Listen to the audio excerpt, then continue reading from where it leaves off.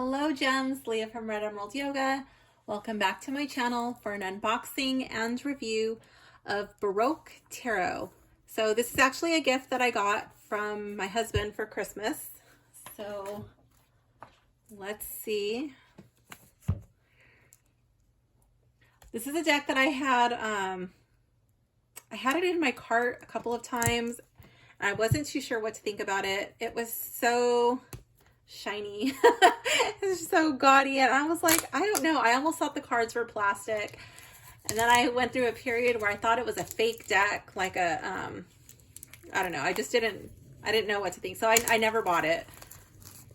And then he showed me the actual seller's website, and I was like, oh, okay, yeah, I do like that. So it actually looks much better out of the package. I love all of the gold foiling. It's very pretty. So this is a deck by Lamucci.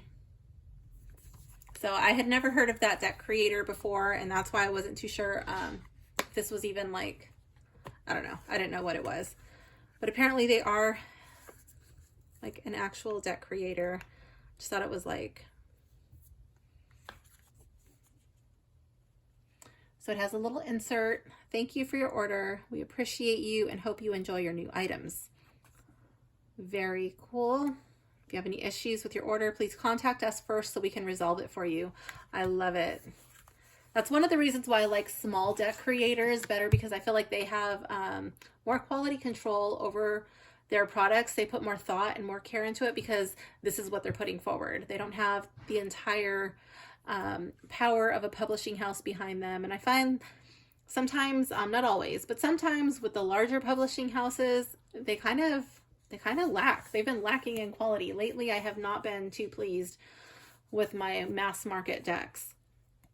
So let's see. On the inside, it is the foiled font, so it's a little hard to read if it's not just right. So I don't know if you can see that or not.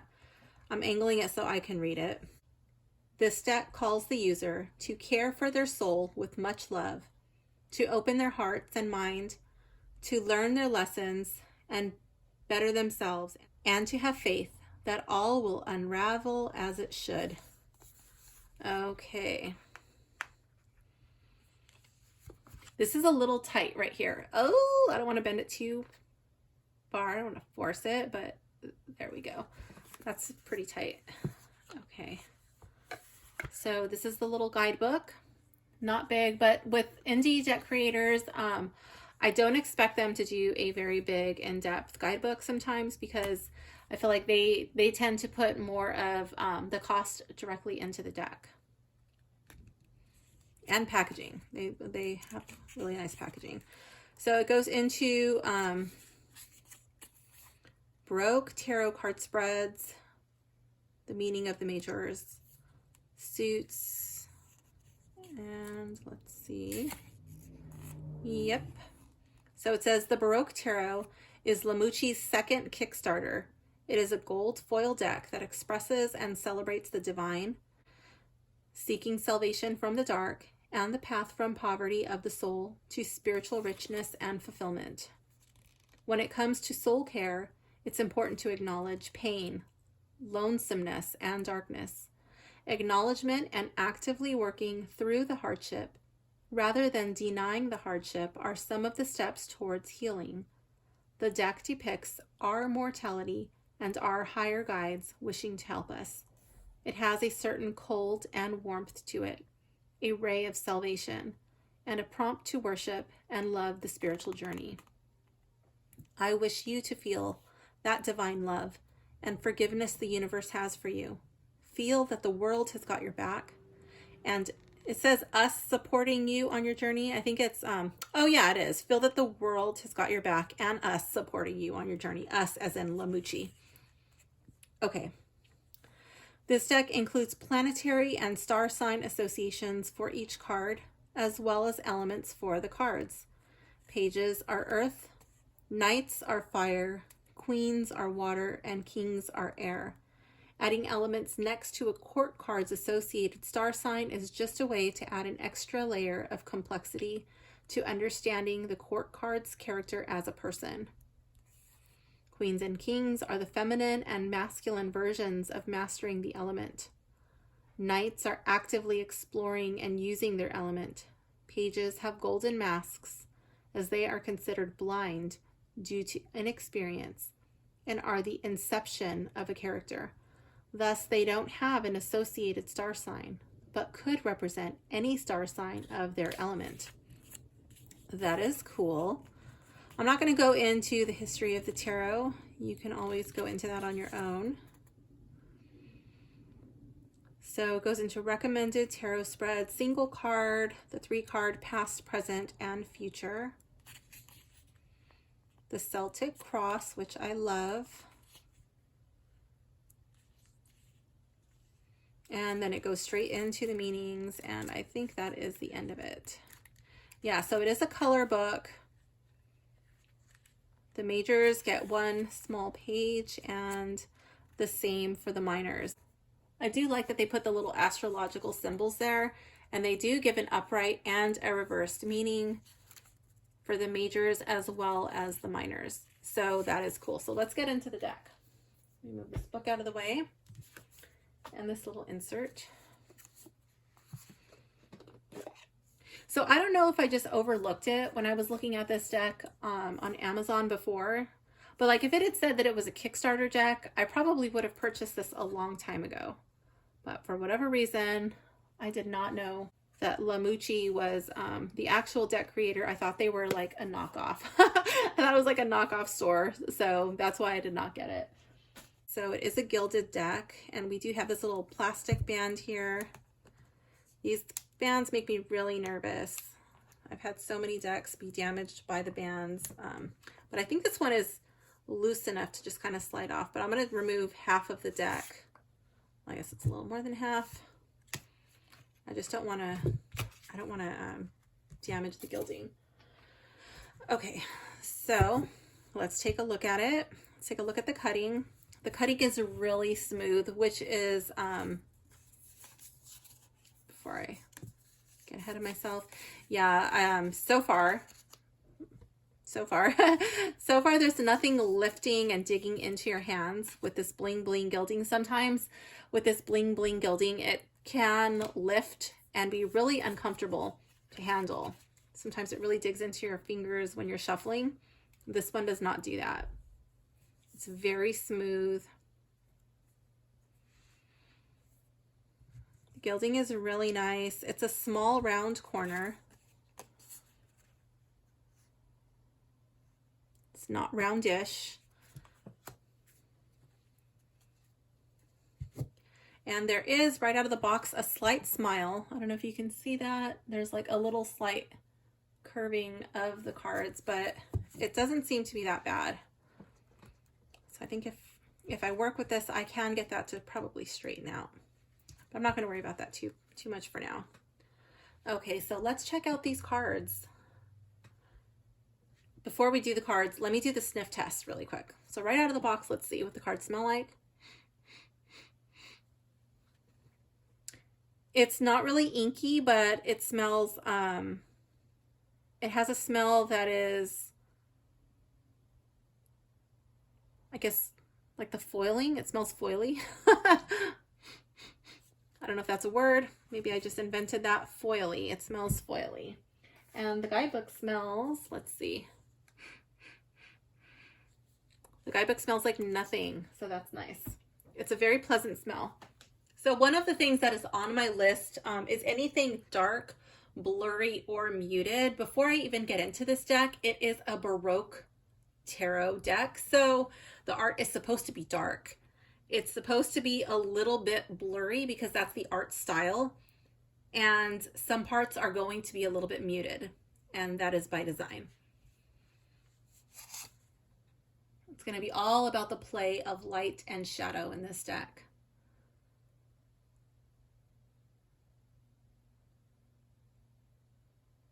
I love it. I like the foiling on the cards. It has a slight sheen to it, but It's not too bad. I feel like it just really disappears at a certain angle. So that'll be nice for video readings. It's not going to be too glary. Oh my gosh, look at that magician. He looks intense. I feel like this magician can kind of take on like a magician in the upright, and then like a dark sorcerer in the reverse.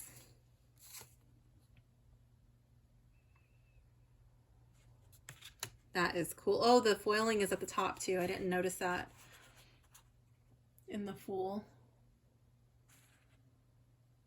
So that's also foiled. It's embossed, so there's a little bit of tactile enjoyment there.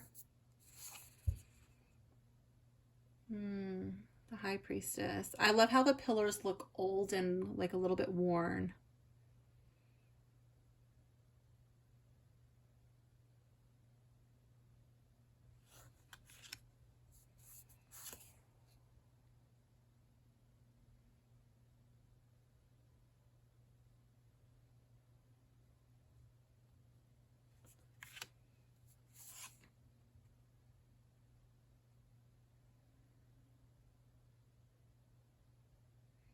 This one kind of has a very collage-y vibe to me.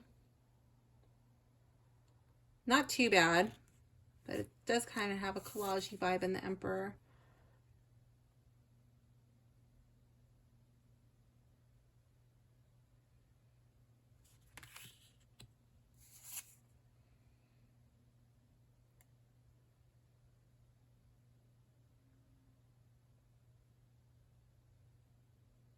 I don't really get, normally with the Lovers card, I tend to usually feel that it's more about making choices, about balancing the masculine and the feminine energies. Some decks I have, they do heavily lean more towards, more towards relationship readings, but this one,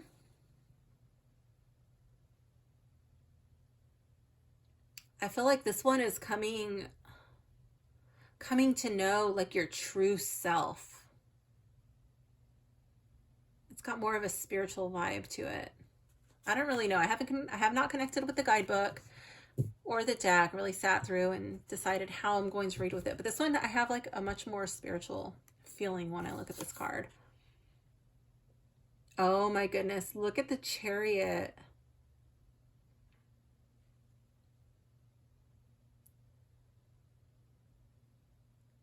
That is cool.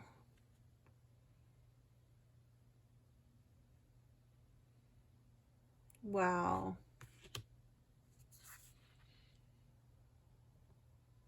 The Strength card is really pretty.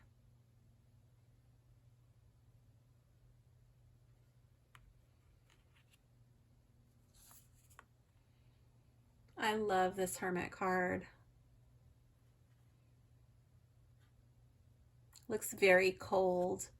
It reminds me of a cold, crystal clear January night.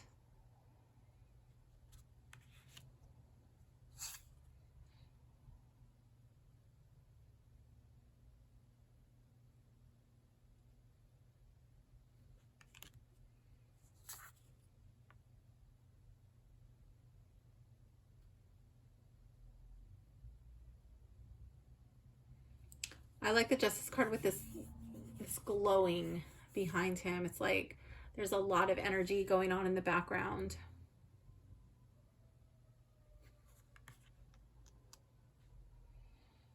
It's like bringing something to light.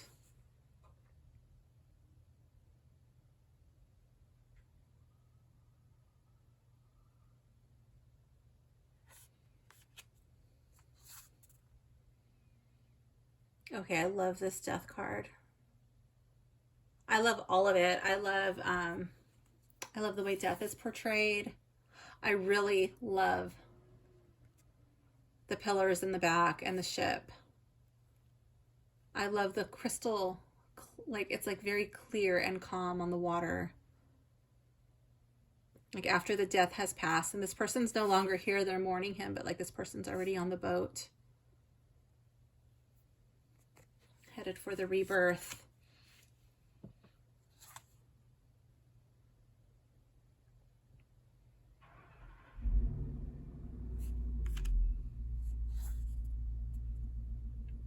Oh my, that is an interesting devil card.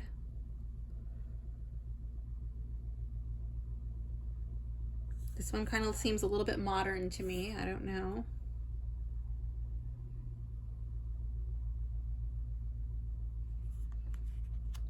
But again, it kind of gives off those, the yin and yang with the black and the white right here. Like if you're not balancing your energies, like what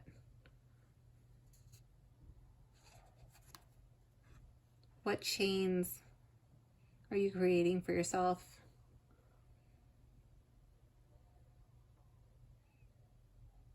I like the Tower card.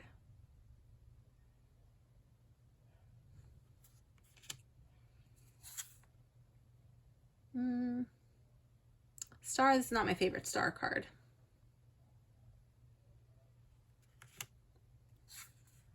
But I really like the moon.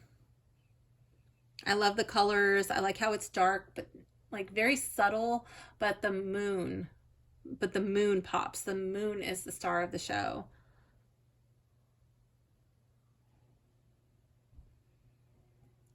Because at night everything's a little bit distorted. It's a little bit hard to make out anyway. So I think that's really cool.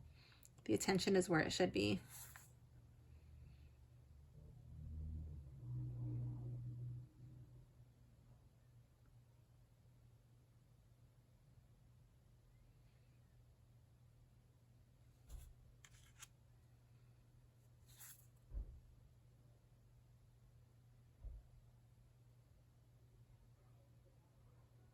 Got everybody answering the call. I like how everybody's standing.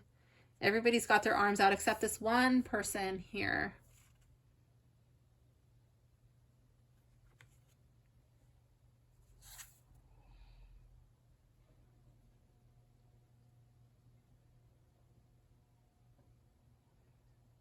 I don't know about you, but the world is actually a little bit creepy to me. This person's face, like these, I don't know, it's a little creepy. But sometimes new beginnings are. Sometimes finality is a little bit scary. It's a little bit intimidating. I love this Pentacles card. With the hand just rising out of the fog and the mist. It's very ethereal. And then the 2, I love his little pointy shoes. He kind of looks like court jestery, juggling. That's cool. And then we got like a lot of rocking going on with these ships over here in the background. Like that one, whoa. That is a lot going on. And then I think it's like, I think he's stepping out from the water onto this solid foundation here. It looks like that's like a little bit of mist, a little bit of the sea spray that he's bringing with him. That's cool. Or it's like golden, like that golden color is being brought forth. That's pretty cool.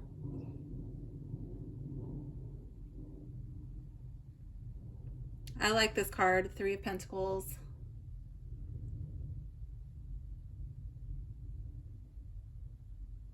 That's pretty cool.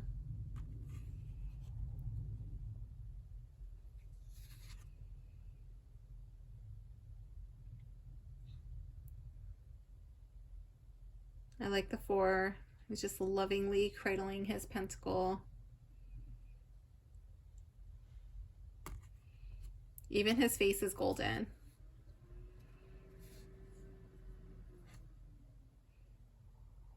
I like the 5 of Pentacles.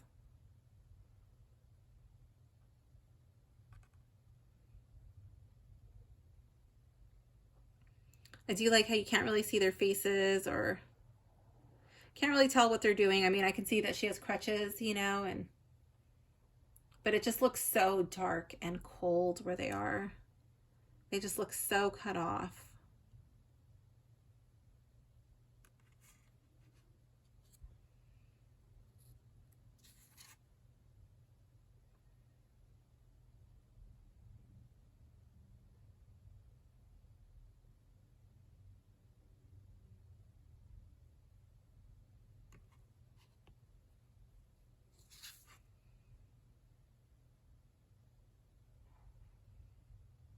I like his body language here.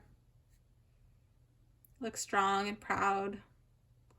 So he's really digging that shovel into the earth.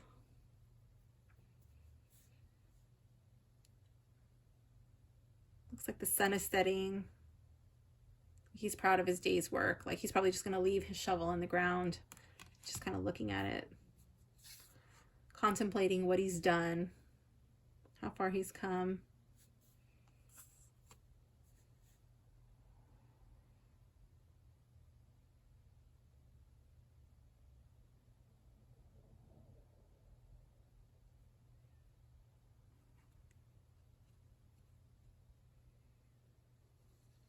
I like the Eight of Pentacles.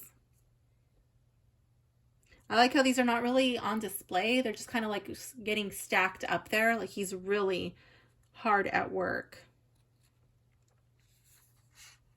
It's a very different vibe. Normally I feel like they're like strategically placed and centered, and this one he's just like hanging them up on the wall.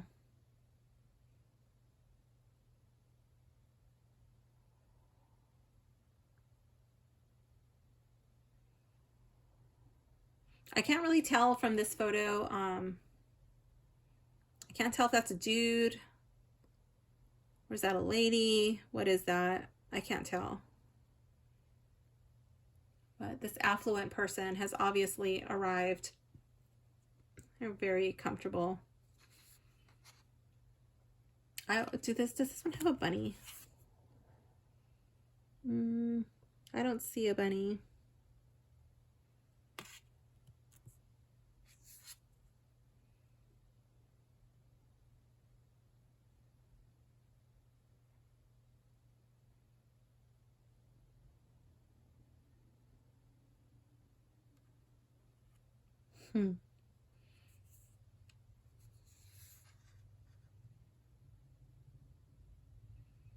Okay, so here's our page with the golden mask. That's pretty cool.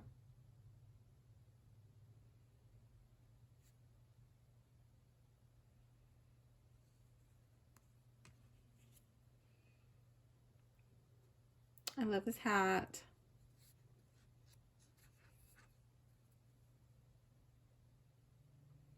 The knight is really cool looking. I love that.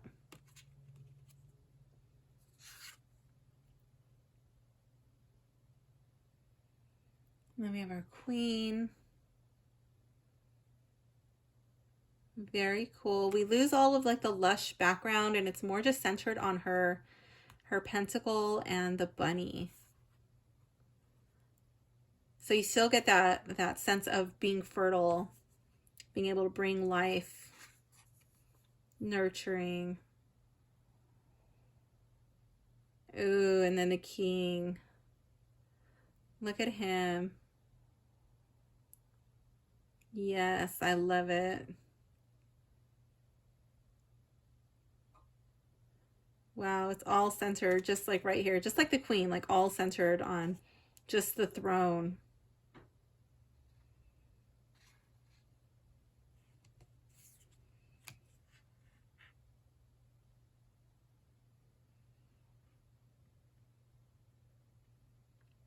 He looks very grounded to me with his eyes closed. He kind of looks like he's in meditation.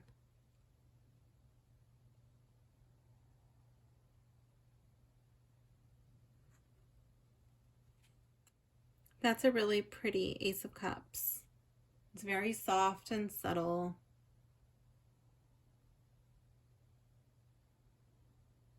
It's very dreamy.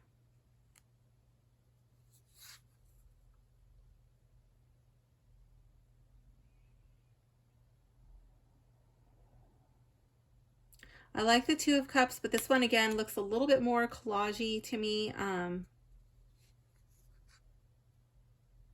That's okay. I knew this deck was going to be kind of looking like collage-y, kind of looking like painting.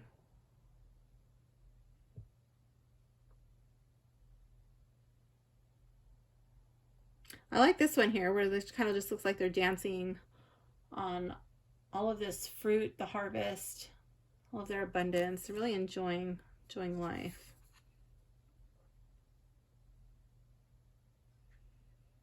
The Four of Cups is always moody. He's a moody character to me, and I feel like the coloring in this card really captures that moodiness. That's cool.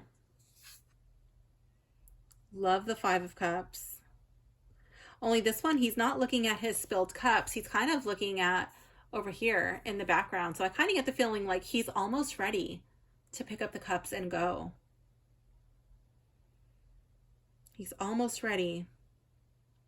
Or I could see it as like he's still stuck in the past. He's still thinking about what's no longer his. Oh my goodness. Ooh, I'm gonna have to spend time with this deck. This is exciting. I like when it follows the Rider-Waite, but just has like little subtle differences here and there. Takes on a different meaning for me. Opens up new doors, new possibilities in a reading. This is so sweet. The Six of Cups. I love it. Very tender.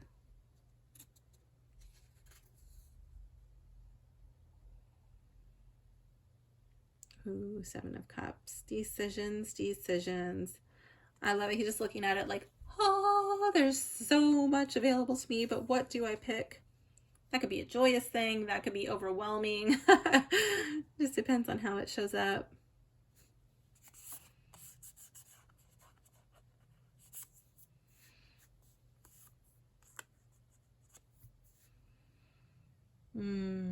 The Eight. Going off to search for what's missing.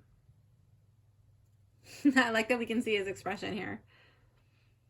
That smug little grin. Very pleased with all he's achieved and accomplished. All he's accumulated.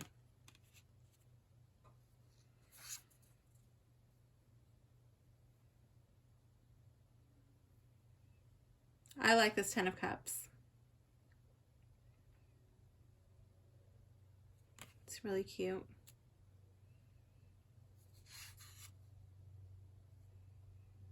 Our golden faced page.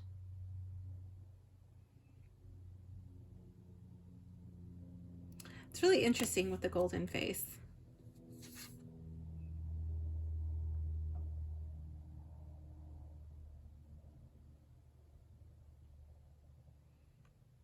I like the knight. I like the horse's armor. It's really pretty.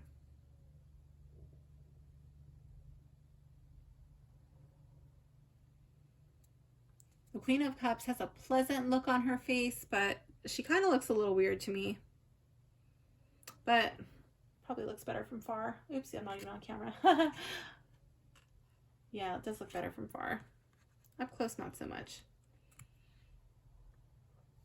Still a cool card.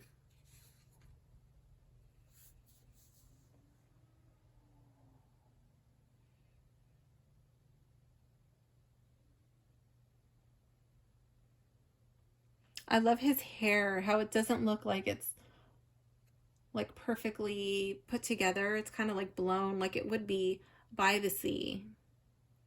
You know, he's got like beach hair. I love it.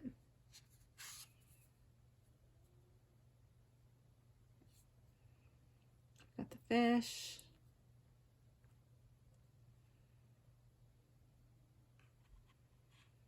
I like that explosion of power right here, just like as it's manifesting into the universe, the Ace of Wands. That's cool. Ooh, that is a different take on the Two of Wands.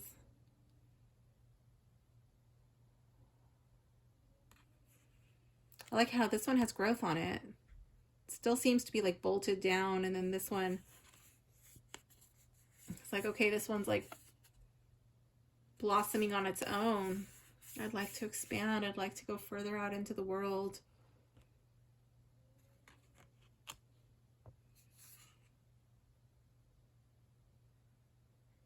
And we're here seeing that actually take place as he launches his ships.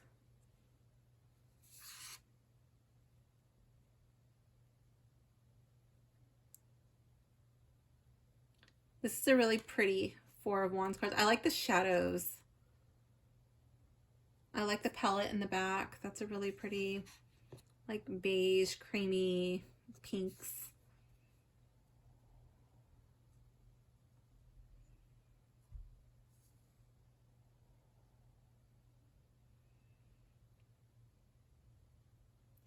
These guys seem to be a lot more diplomatic than other Five of Wands cards.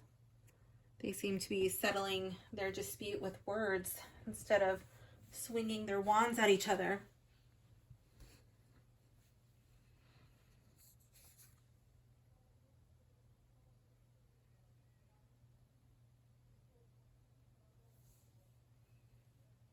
Sounds kind of cool. I love the horse's mane. And what is that? Some sort of sash or something.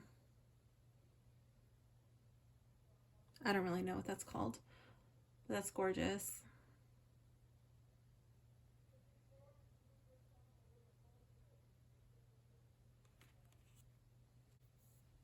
I feel like my attention is being drawn more to the horse than the man. I feel it's like I'm really drawn to like the sheer, like the force that is propelling the man forward, and that's the horse.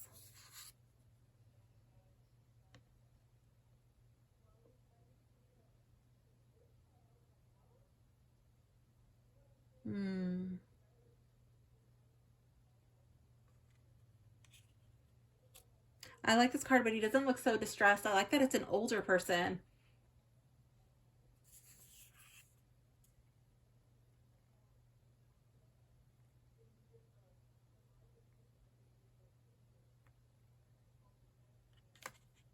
Like he's older, he might not be as strong, but he's skilled. Like he has the knowledge and the practice to ward off this attack.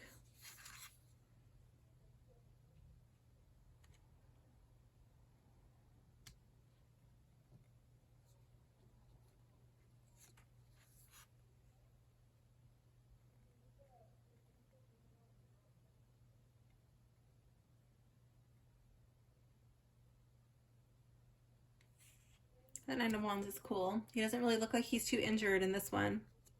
He still looks strong.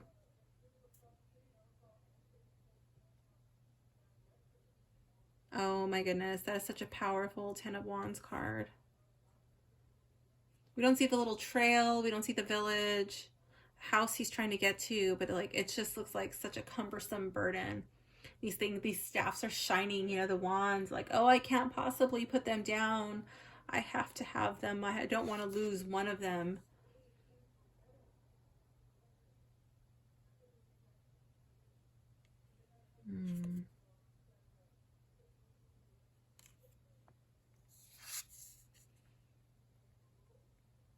I love the Knight's cards in this deck. I think the Knight's cards, this might be my favorite card in this deck. I'm just going to leave this to the side.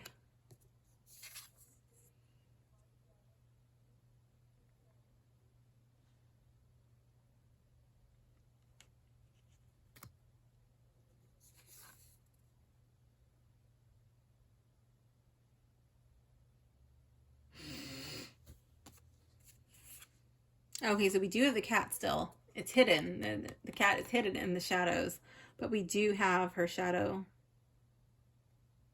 And we also have the salamander and the king chilling up here on his throne.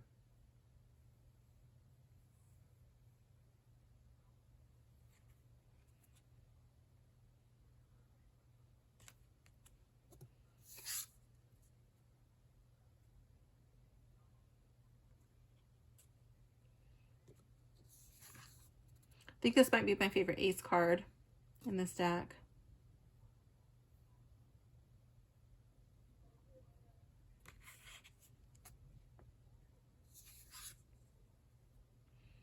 Look at that Three of Swords. Oh my goodness, that is gorgeous. This might also be my favorite card. Let's see.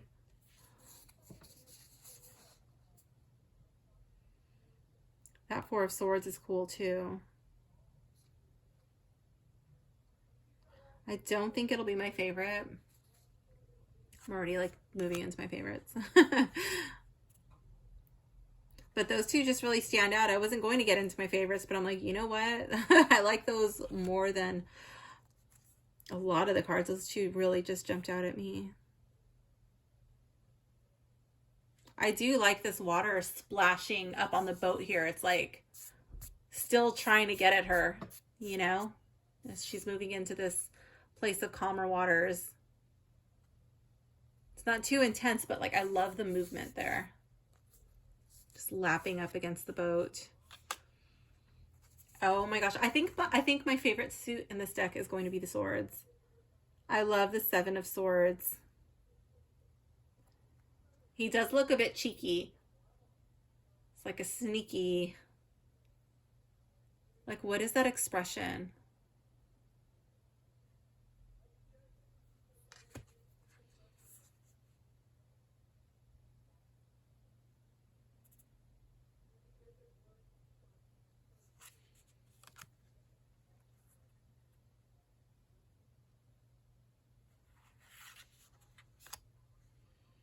Oh my gosh. This one, I like the shadows right here coming off of the swords, but I love this dramatic sky in the background.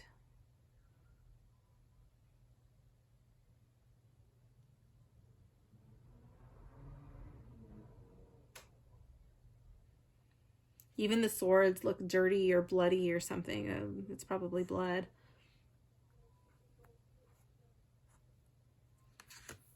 That might be my favorite too.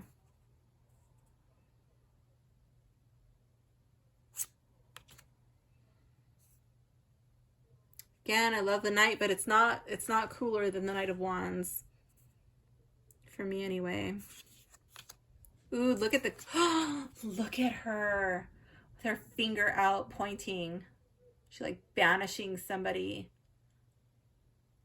Like, guards, remove him. How dare you speak to me in that tone? She's not a pushover. Queen of Swords is severe.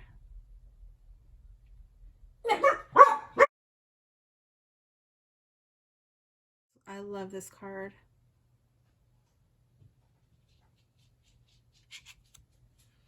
She's definitely not afraid to take action when she needs to.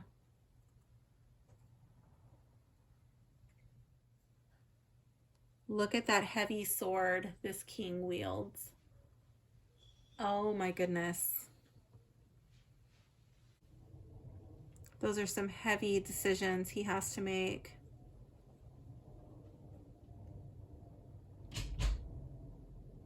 Look at his expression. Like, you can't really make it out exactly.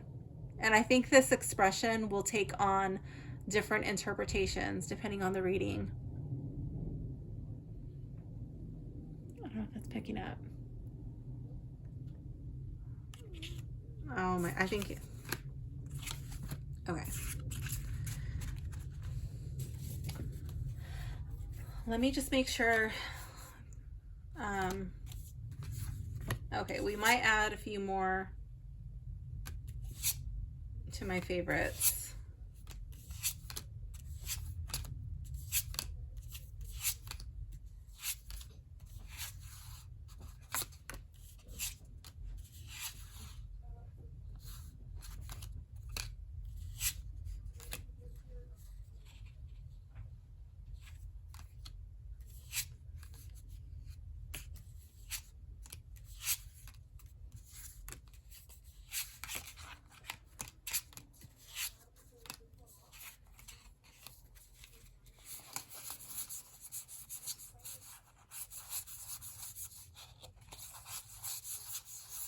Just want to make sure those are my favorites. I really like this Eight of Wands cards. I like that too. Oh, but then we have the Seven of Wands. He was cool. 4, 3.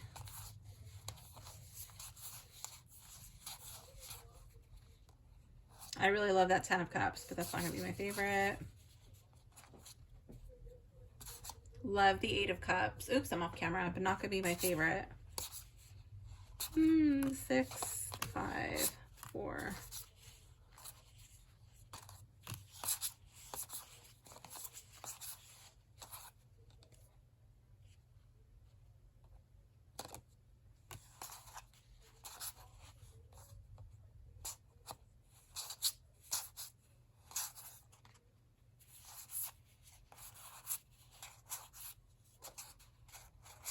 Okay.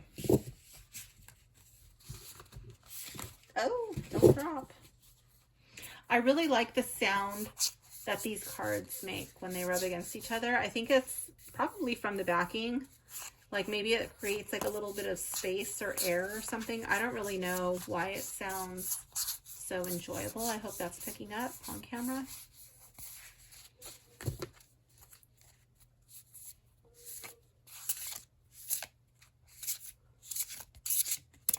Yeah, that's what it sounds like. That's probably the only way I'm going to shuffle. That's probably the only way I'm going to shuffle this deck, because I don't want to damage the gilding. It is a little bit of a thicker cardstock, but it's not too thick.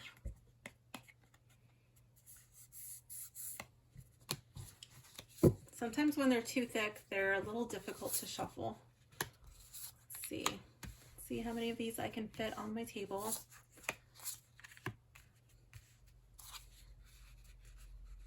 I think I'm going to try to mix them up a little bit. That way I don't have like all of the same suit next to each other.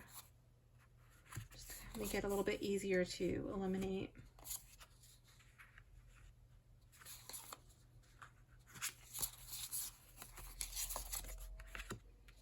Okay. Okay, let's see who is going to get eliminated first. I think I'm going to take out the Three of Wands.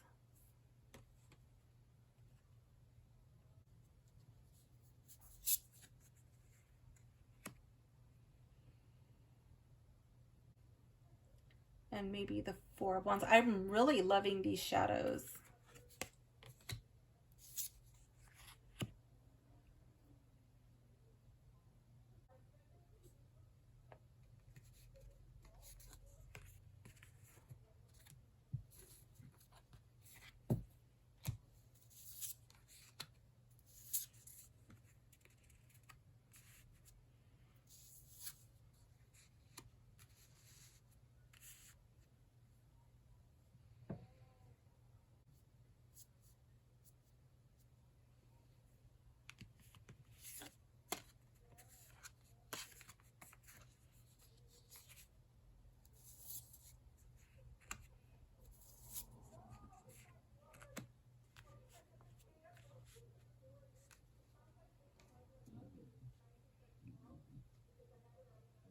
I don't know if you can hear that. My neighbor's standing outside my bedroom window and she's talking on the phone.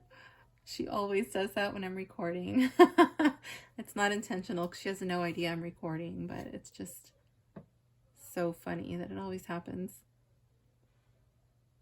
Who has to come out? Oh, these are getting tough now. I think I'm going to take out... Oh...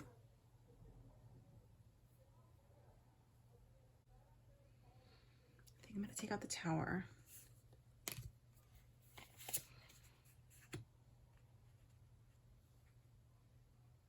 Okay, so there's no contest between the Magician and the Seven of Wands. I do love the Seven of Wands dude, but that Magician is so cool.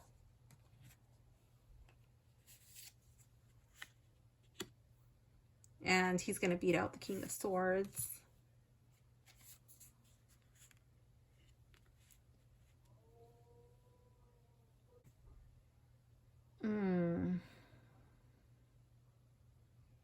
I love the Queen of Swords, but I don't think she can beat out the Knight of Wands or the Magician.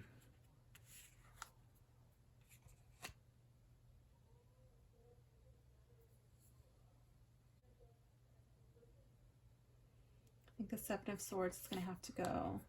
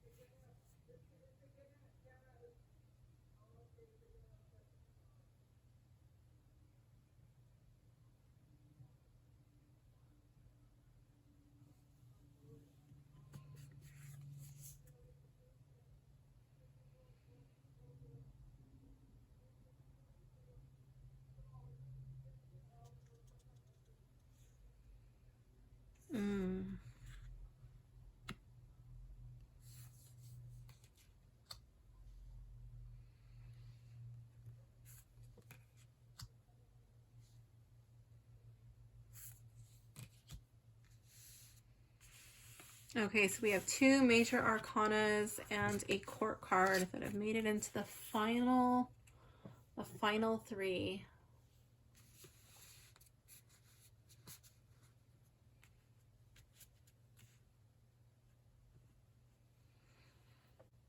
So I really love the Knight of Wands, his energy, and just like it's a beautiful card. But I like the darkness and the mysteriousness of both the Magician and the Fool. I think my favorite card is going to be the Magician.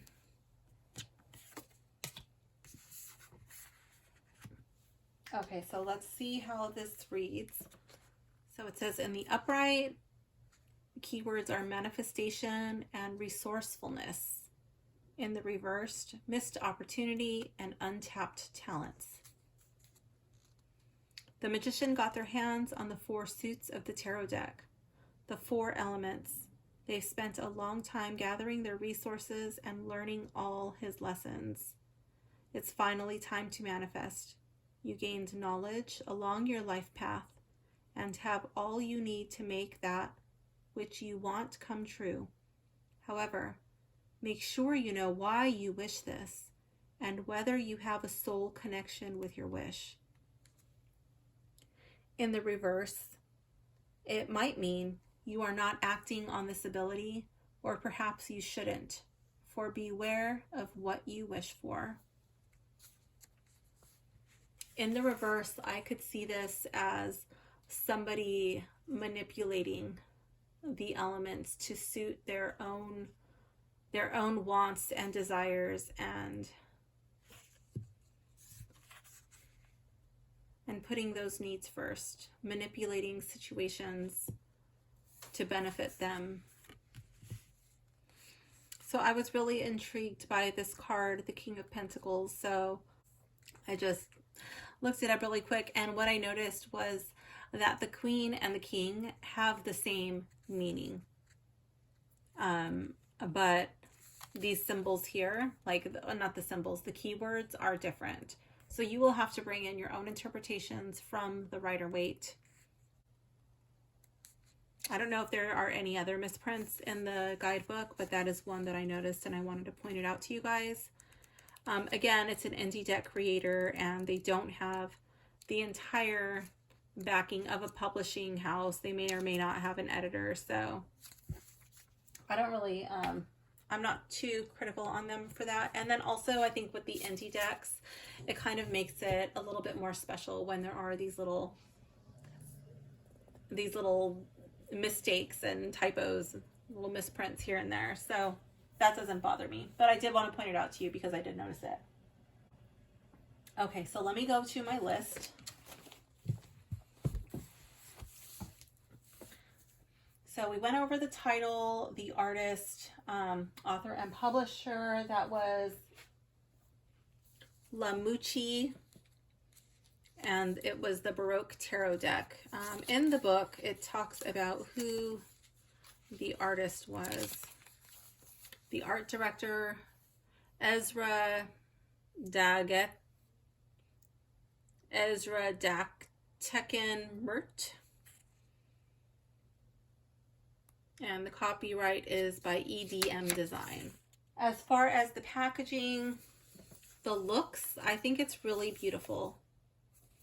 The ease of opening, it was easy. Although it was a little tight, it didn't get damaged upon opening. So that's good. I would have really liked a ribbon to help pull that out, but that's okay. I could always add a ribbon on my own. The functionality and durability. I do think the box is functional, but after I connect myself with the guidebook, more than likely I would probably just leave the guidebook at the bottom, throw my cards in, at least until I decide whether I want to do a ribbon or not, and then just have to like pop them out.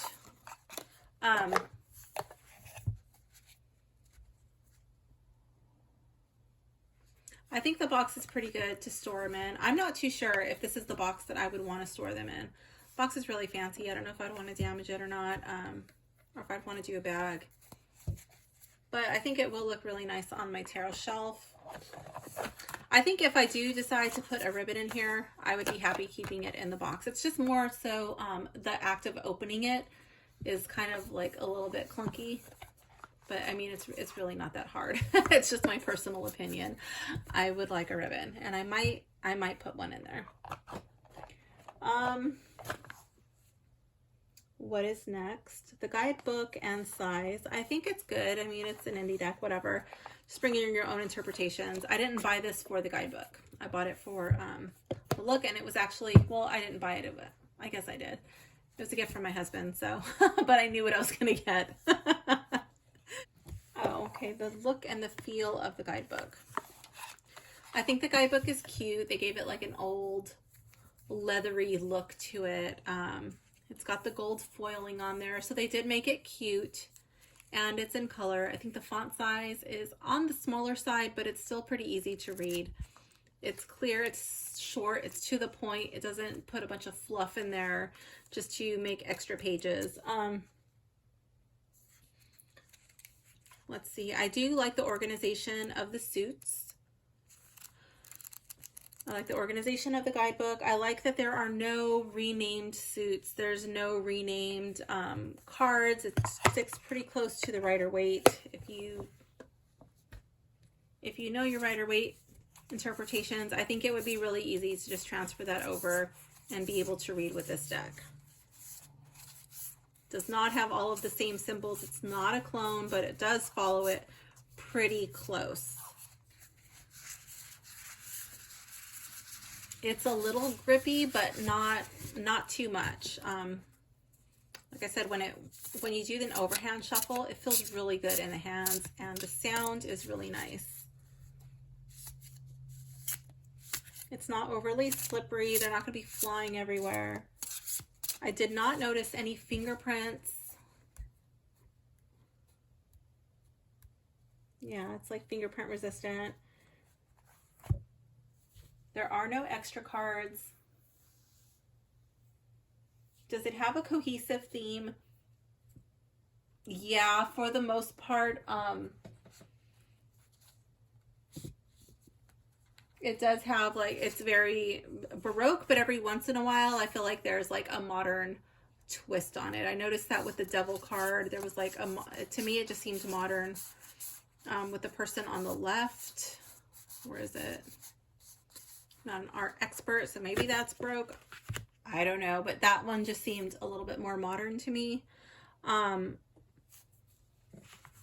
think what would have made it to seem like it had more of a cohesive theme would be as if it did not appear to be collage-y. If it was just having a painted look, that would have been my ideal. I think that would have made this deck a little bit better. Like if the pentacles were painted, those kind of look, yeah, like they're like just copy and pasted, but they do have different tints and shadings on them to make it not look like cookie cutter. So some parts, the cards that have more collage to them are not my favorite cards. The cards that look to be more painted are my favorites. I don't really care that you can't see everybody's expression, because I feel like that is the way that it should be with Baroque art. And honestly, some of the ones where you can see their faces are not my favorite, but he's really cute. So I love being able to see his face, you know, the pages. But the ones like where you really can't make it out, I think it goes with the style. Does it remind me of a deck that I have? Not one that I've opened. It does not remind me of a deck that I've opened. I'm not going to speak about decks that I have not opened, because then I would just be inventing stories. Is it for newbies? Yeah, I think it is for newbies if you like this style of art. If you're familiar with the Rider-Waite. who might like it. People who are into Baroque art, people who like dramatic, like a dramatic look and feel to their cards. If you like Rider-Waite-Smith style cards, then you would probably enjoy this deck. If you're looking for a new, fresh twist on it, then yeah. But you don't want it to stray too much, then you might like this deck. If you're into like historic looking decks, you may enjoy this. If you wanted something a little bling bling with a little bit of shine, a little pizzazz, then you might enjoy this deck. I feel like the gold really helps to give like a nice counterbalance to the darkness of the deck.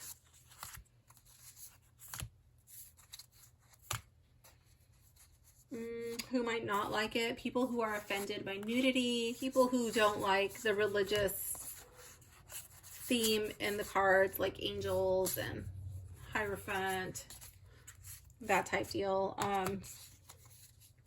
If you don't like the decks where it looks like where it's painted and a collage, if that's going to bug you, then this will not be the deck for you. If you wanted a brighter deck, because a lot of the cards are darker, they're darker, they really play into those shadows. So, and I mean shadow like color, you know, like light and shadow, not your shadow, but I do think it could be used for that. So if you wanted like color wise a brighter deck, this is not going to be the deck for you. If you're in a place like, I think even if you're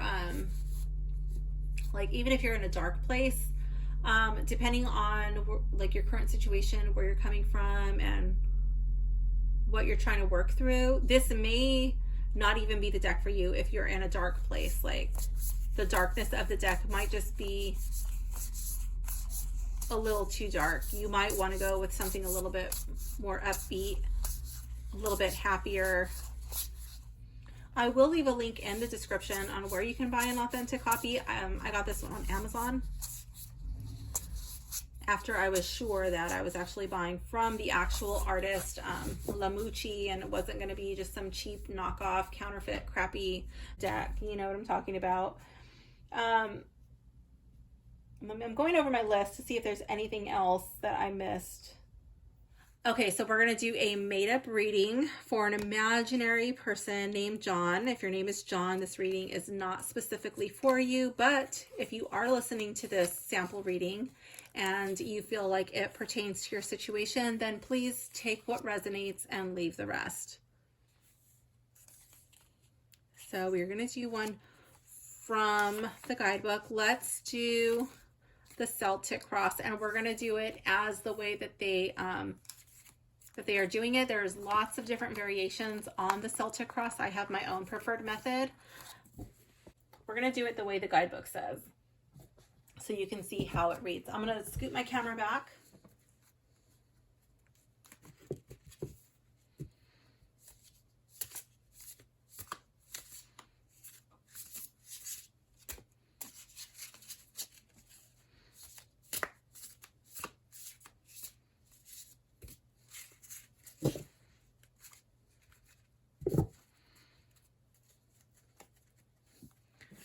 Want to start to shuffle these cards, start to get some reversals in there. Oh, this is not my favorite way to shuffle a deck, at least not in the beginning. I prefer just to give it a nice, good rifle shuffle and get all of those cards mixed up right away. But like I said, I really don't want to mess up the edges. I like that this deck is pretty easy to handle, considering it feels really good in the hands. That being said, I do love the way my Rider-Waite feels in the hands. But I mean, like, as far as the gilding, sometimes they're just so stiff and uncomfortable, and this one feels good. Okay, so we are going to just pick random cards for this Celtic cross. It's going to be imaginary reading for John. Let's see. So one thing I want to point out is, I don't know how you read your cards, but how I read mine is when I'm doing a sideways card, like in the Celtic cross, when the top of the card is facing to the right, I read that as being in the upright. If the top of the card is facing to the left, I read that as a reversal. Okay, so that's how that card's going to come into play.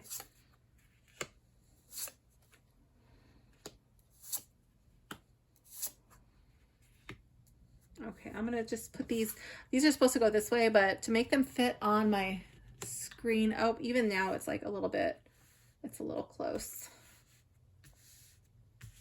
Okay, so let's just do this going sideways.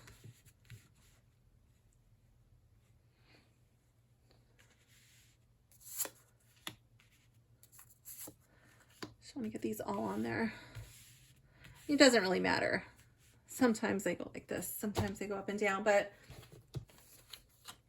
in the book, they're vertical. Okay, so let's see card number 1. Here we have the present. This card represents what is happening to John at present and also reflects John's state of mind and how he may be perceiving the situation. So what is going on with John? Here we have the moon in the reverse. So I'm going to read it intuitively first, and then we'll go to the guidebook and see what it says about the moon in the reverse. So I think John isn't really too sure what to make of this situation. I feel like he's having difficulty seeing what is real, what is unreal, what's a lie, what's the truth. I feel like he's not really too sure which way to go, how to look at this. So let's go to the moon.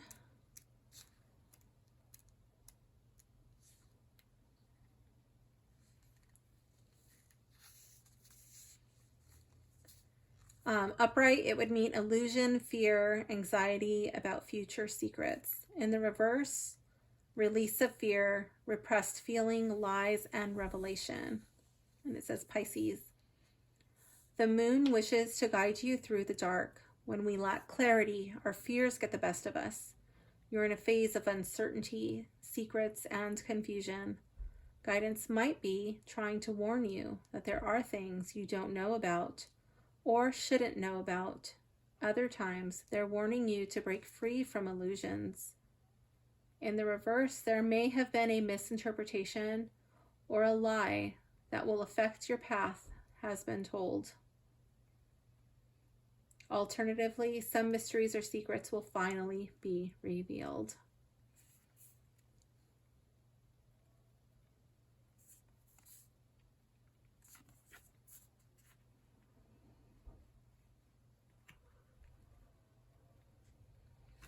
Okay, and then for card 2, the challenge. This card represents the immediate challenge or problem facing John.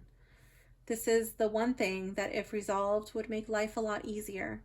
Even if you draw a positive card in this position, consider it carefully, as it will still represent a challenge. So I would read this card as being in the reverse because the top of the card is pointing to the left. So here we have the Knight of Wands in the reverse. The challenge. I feel like that because he does not know the full extent of the situation at hand, he's very hesitant to take charge, to take action.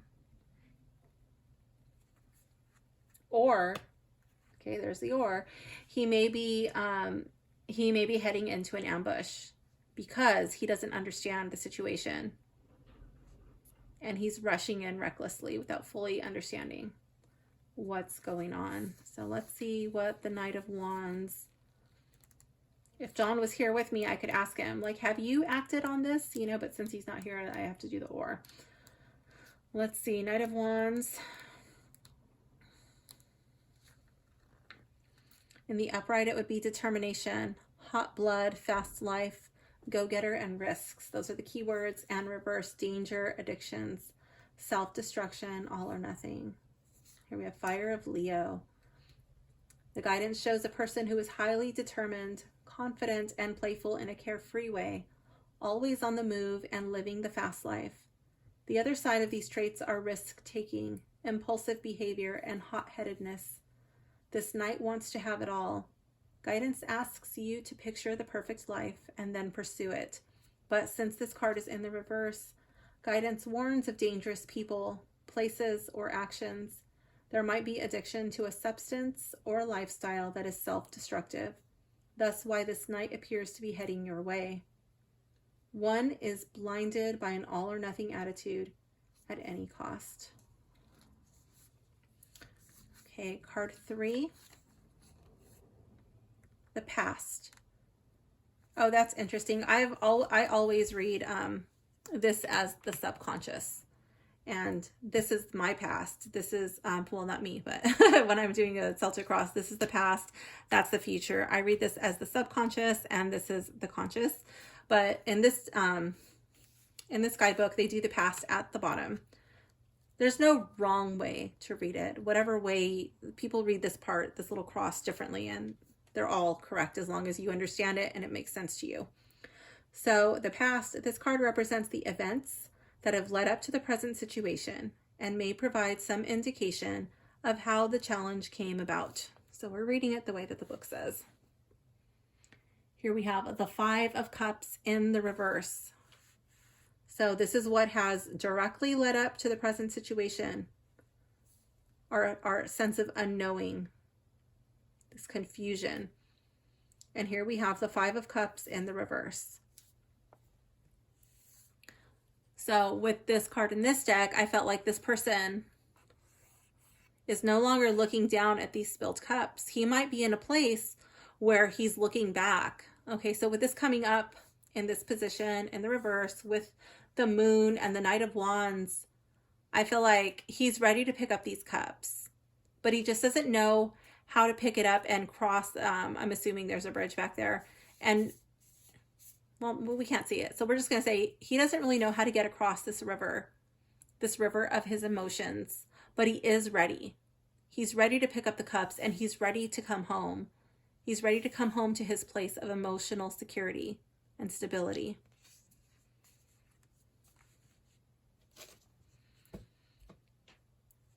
But what led him here? Just the unknowing. Like, how do I cross this river? How do I get over it? I don't want to be on the outside anymore. I don't want to live in the past and regret, but I just don't know how to come back to where I was. So that's why John is here with the moon in the reverse and not knowing what's coming, what's going, what's lies, what's illusion. Like, where do I go from here? I just don't know how to do it. Card 4, the future. This card represents what is likely to occur within the next few weeks or even months. This is not the final outcome, simply the next step on the journey. Here we have 10 of Wands in the reverse. So I feel like here with like these shiny wands, they're tipped in gold. He doesn't want to put any of them down. I feel like this burden is just too much. And in the near future, John is likely to put down, gold is heavy, you know what I mean? He's likely to put down some of these burdens that are weighing him down, these shiny objects that he like just did not want to part with. But he's like, you know what? I don't need this. Or I can come back and get this when I have help, someone to lighten the load. But for now, this is just too much for me to do on my own. I have to let go of some of this. I have to make this load, my burden, my task more manageable. Baby steps. So John's going to put some of these burdens down, and that's how he's going to make it across the river, because he just can't make it. He just can't make it if he's got all of these wands, because with that gold, he's just going to sink to the bottom of the river. He'll drown. So he'll drown in the river of his emotions. So he's got to put some of those things down. Which of those are no longer serving him? Card 5, above. This card reflects John's goal, aspiration, or best outcome with regards to the situation. It is what John is working towards consciously as he attempts to resolve the issue. So this would be his consciousness. Page of Wands in the reverse. Oh my gosh, what did it say about the pages and how they have the gold masks? It was because, what? Pages have golden masks as they are considered blind due to inexperience, and they are the inception of a character.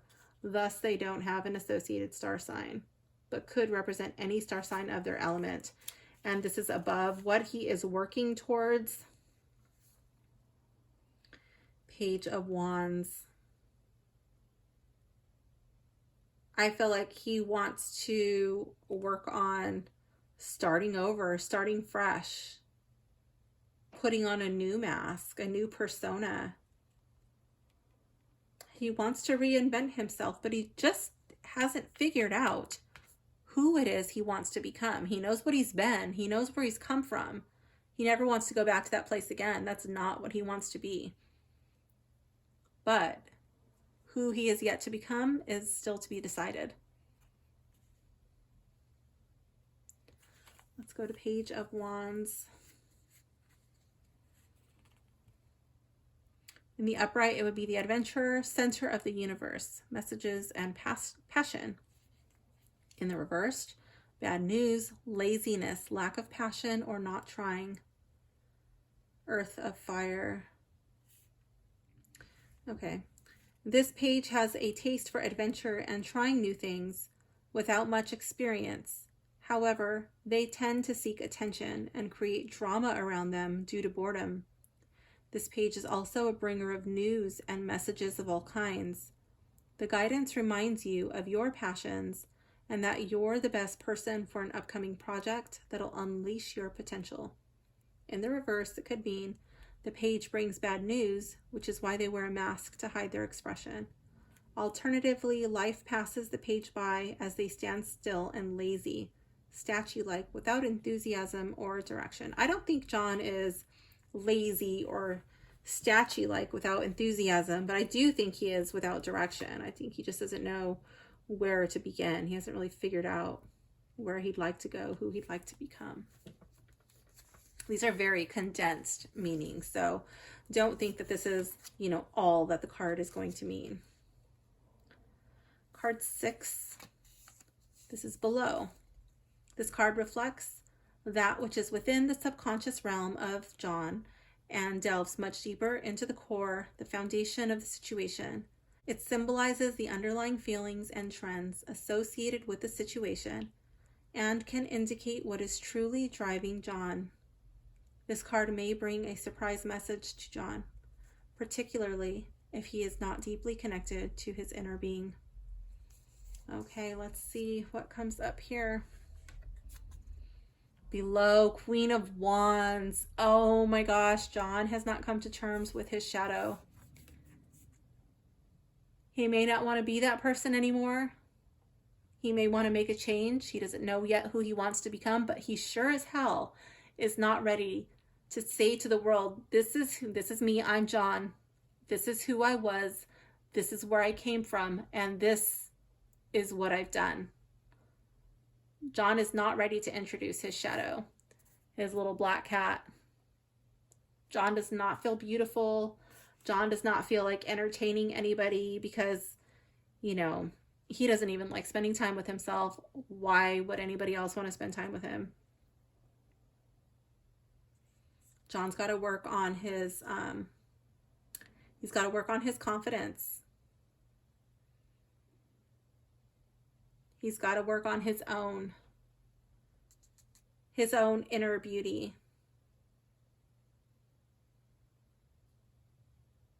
The core of the situation. John's got to come to terms with himself. Let's go to the book.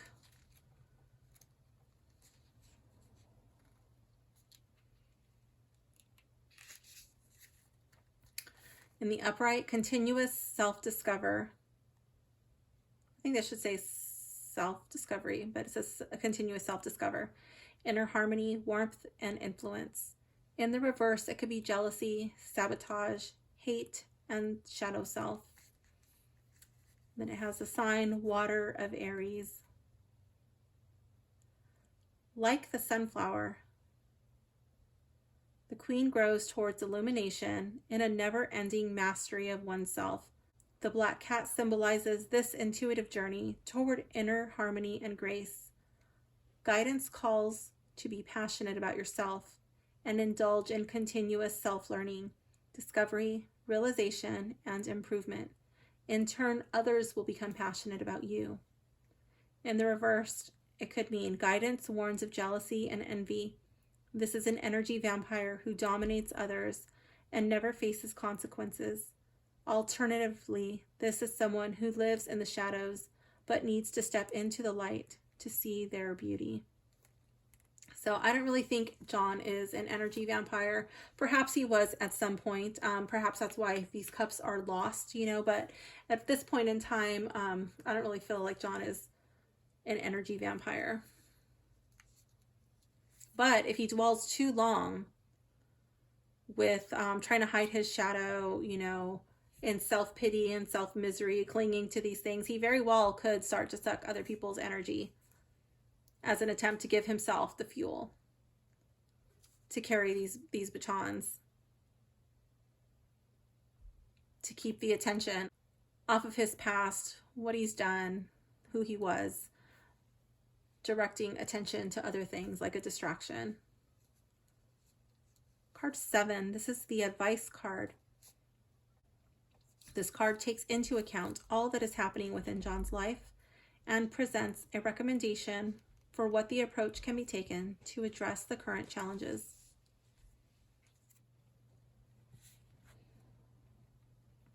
Here we have the King of Wands.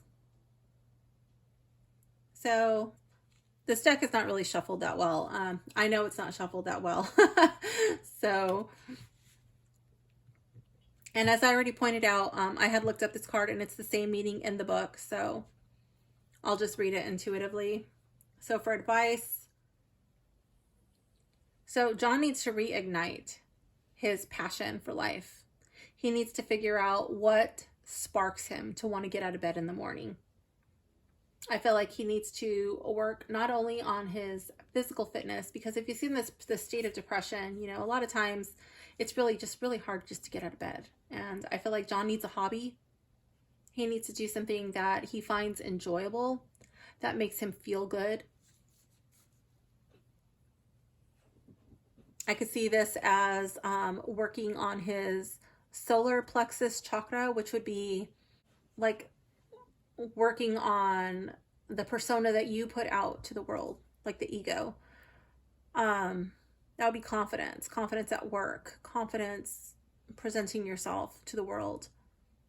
I could also see this as relating to the solar plexus, not solar plexus, I already said that, to the sacral chakra. And I could see that as pertaining to his sexuality. I could see that as perhaps this was from a past relationship.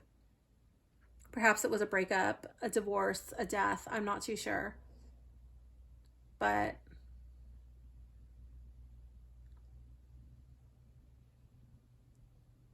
I feel like working on his physical fitness, working on his physical health, his diet,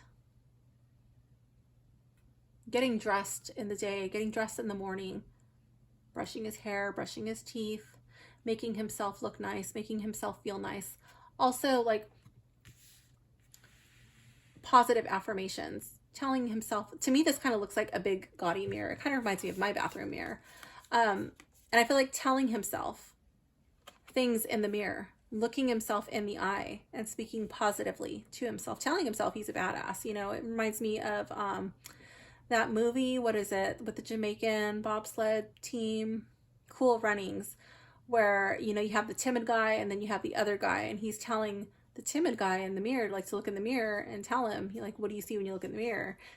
And it's really sad and pathetic. And he's like, no, you know, I see pride. I see power.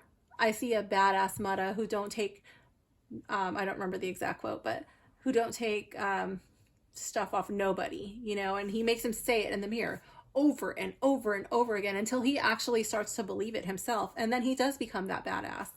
And I feel like that's the approach John needs to take. Either he's got to like pick himself up by his own bootstraps, do it himself, or he's got to have a friend step in. He's got to seek out a coach, a confidence coach, motivational coach, somebody, maybe take up a martial art. I don't know, but like somebody who's going to like boost him up, make him challenge himself, who's not going to accept him to, who's not just going to accept no for an answer. Like, no, I don't want to do that. No, I don't feel like it. They're going to force him out of his comfort zone. That's the advice from the tarot. Card 8, external influences. This card highlights the people, energies, or events that will affect the outcome of the question and are beyond the querent's control. So I'll read it as that, but normally I look at this as external influences, and I feel like these are external influences on the situation that you also cannot control, but it's like, what are your friends telling you? What is the media telling you? What is social media telling you? What is work telling you? Like somebody is influencing your decision and it's not you. Usually, every once in a while, it could be like a thought, a memory of a person. But anyways, I'm going off on a tangent. But so let's see what this is. Okay, here we have the Hanged Man. So what are people telling him? They're telling him, John, you need to take a time out. You need to physically, oh my gosh, you're so stuck over here in the past. Like you need to physically remove yourself from whatever it is that you are focusing on. Pull yourself away. Tie yourself up if you have to. If there's something that is like bringing you back, get rid of it. His hands are bound behind his back because he keeps doing something to bring him back to this 5 of Cups in the reverse, and these people are saying like, get rid of it. Throw it away. Stop going there. Stop looking at that social profile. Stop doing this. Stop doing that, whatever. I could also see this as looking at things from somebody else's perspective. I could see this as meditating. I'm really drawn to the halo around his head. I feel like he's doing it in inversion. Card 9 is hopes and or fears. Oh, I didn't read the Hanged Man. I'm supposed to go to the Hanged Man. Let's go.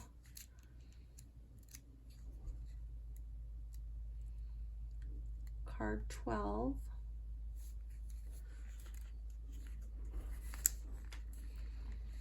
Pause, surrender, letting go, new perspectives. In the reverse, delays, stalling, indecision. It's not really how I interpret the Hanged Man. I usually get a different interpretation, but that's okay. It says Neptune, and sometimes we find ourselves in a hung state in life. Guidance is letting you know that now is that kind of time, and there isn't much you can do but surrender yourself to it. However, while you wait like a cocooned caterpillar for things to happen, you have the freedom to fill this time with anything. I really feel like the time needs to be spent with this King of Wands energy, like embodying that state, that confidence of the King of Wands. If this card was in the reverse, it would mean the person doesn't see that they are hung and aren't willing to listen to the signs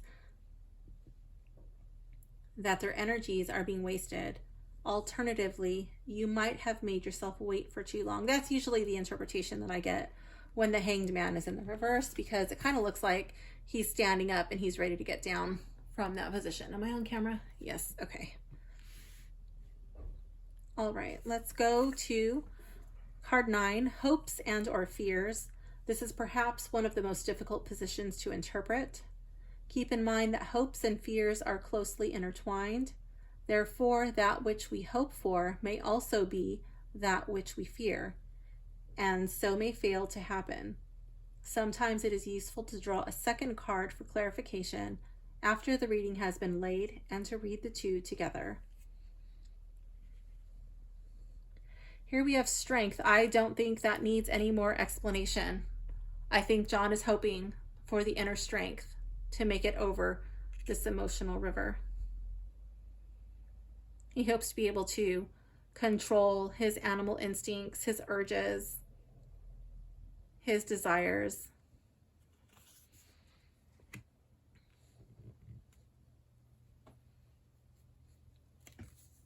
He hopes to have the inner strength to act out of kindness and love, to not hurt the people he cares about. Oh my gosh, I love it. So that is card 8.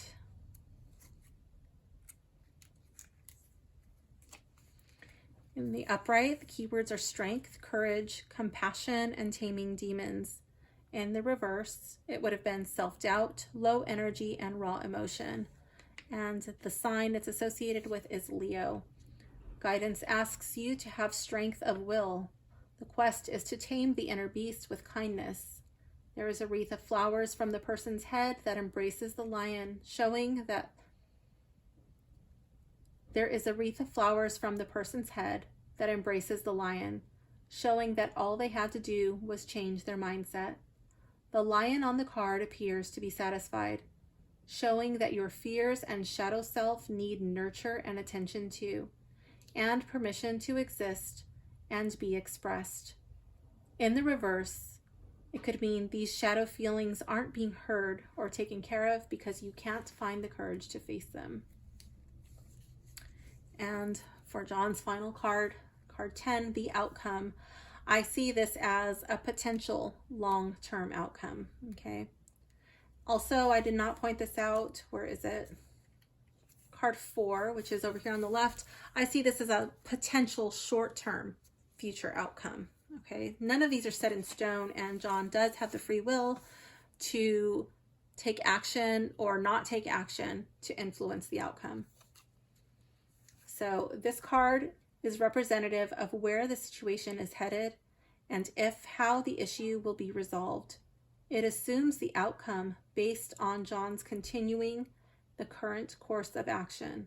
Of course, if the outcome card is not a desirable outcome, it is within the free will of John to make the necessary changes to his situation. So let's see.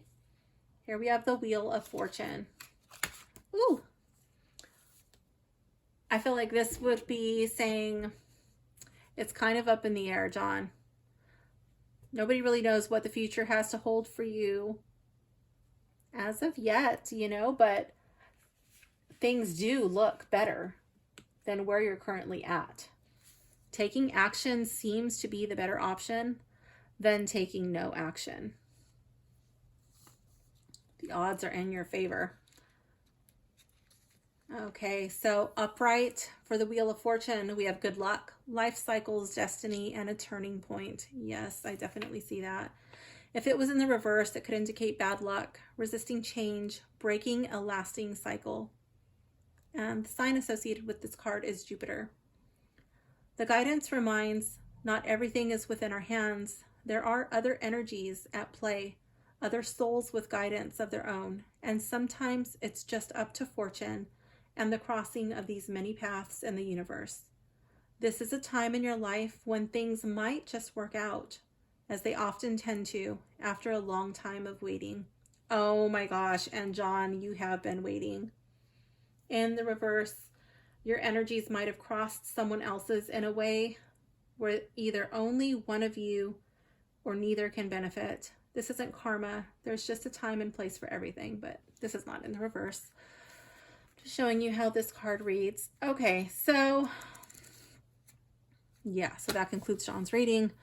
So I think it's pretty straightforward. John needs to take action. John needs to embody his inner badass. He needs to reclaim his sense of pride, his sense of power, his sense of feeling good when he looks at himself in the mirror. Perhaps that involves taking better care of his physical appearance and health. Choosing to stay here is not an option. Dropping these extra wands that are going to weigh him down and just continue to make him sink in that river. So I do like the way that the deck reads as far as the cards and my intuitive picking up on it. I'm not so big of a fan of the guidebook, but I haven't gone through everything. But I wouldn't say that I hate the guidebook. It's just, yeah, it's okay. The guidebook is okay. I don't have any major complaints with it. I mean, it's just small, super condensed, which is fine, but there is that misprint. So it's kind of like, okay, this cannot be your only source of information to read with this deck. I think you should know what you're doing before you get this deck or purchase another guidebook to learn with. So that concludes my reading of Baroque Tarot. I hope you enjoyed it. I will leave a link in the description if it caught your eye and this is something you would like to add to your collection. If there's a deck that you would like me to review, please drop it down below in the comments and I will try to get my hands on it. Thank you for hanging out with me and I will see you soon. Bye for now, gems.